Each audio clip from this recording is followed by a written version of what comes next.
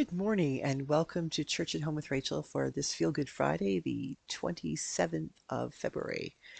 I just want to keep this quick today. I wanted to stay in my daily office and got thinking about this book I'm reading, Who Needs God by Harold Kushner. He's a rabbi who wrote things like When Bad Things Happen to Good People.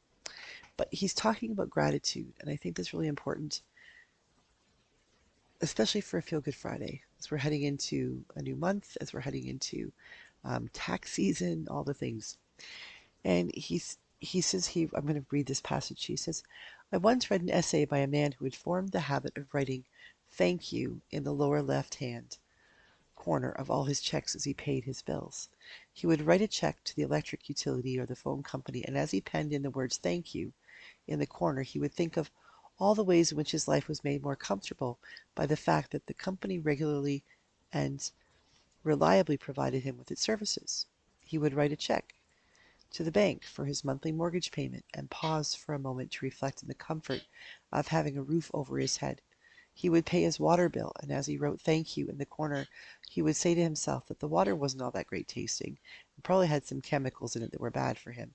But how long ago was it that his forebears had to pump water from the well in winter and worry about its going dry in summer? Even when he was not at all happy about writing a check, as when he paid his income tax in April, he disciplined himself to write "thank you" on the check.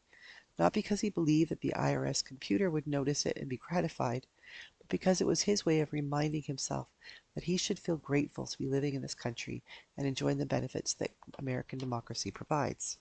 We'll get into that part. But this whole idea of fostering an attitude of gratitude, it's tough these days. It can be really hard these days to think about that.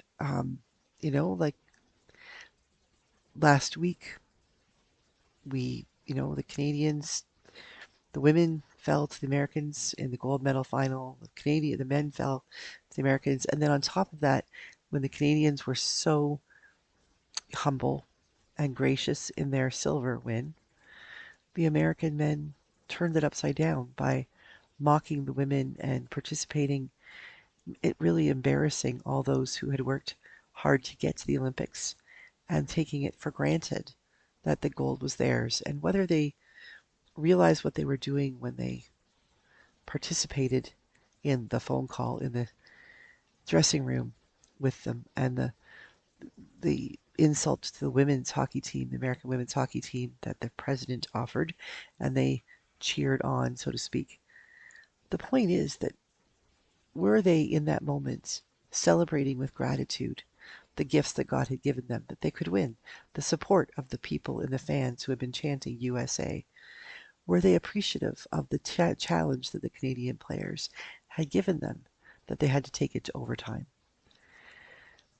We all face difficult things all the time. We just do. Every day probably has something significant in our lives that we wish we didn't have to deal with. However, every day we still get up and we take a deep breath.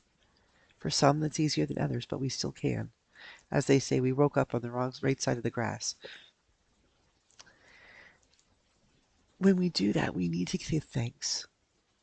We need to be grateful that we can do this, that we have another day, another opportunity to say thank you to God, to say thank you to our spouse, to our families, to our loved ones.